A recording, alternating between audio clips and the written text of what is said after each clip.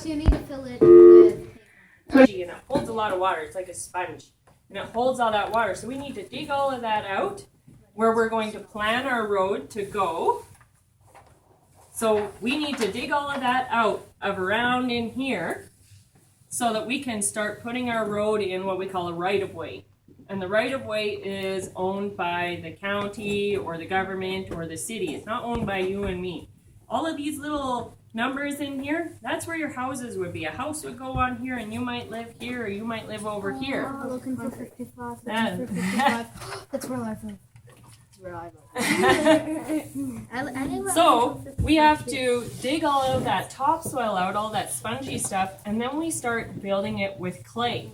And clay gets really, really hard, kind of almost like concrete. And blue. Some of it's blue, some of it's gray, some of it's lots of different colors actually up here.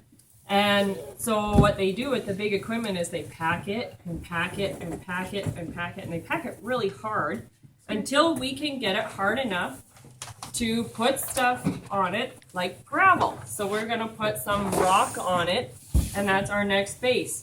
But we don't want that gravel to squish down into the clay, because then we're just wasting money. All that gravel just keeps squishing down every time somebody drives on it, it keeps squishing down. So we'll pass around some of these, and these are called geotextiles. Ooh. Yep. So pass around those geotextiles there. And those are so that the gravel can't squish down into the clay.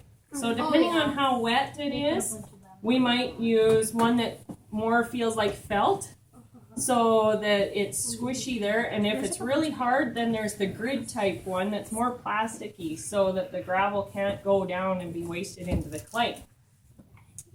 After we get the gravel on there, then we pack and pack and pack and pack that too. If it's a road out in the county, it generally stays as gravel. Does anybody? I have a question. Okay. How come they have different textures on both sides?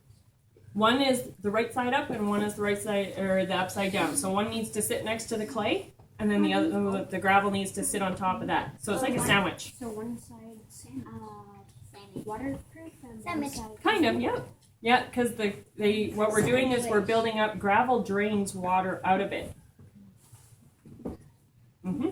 So do we know why that we might just gravel a road and not put pavement on it? Why? Because pavement costs no way. Yeah? Then it.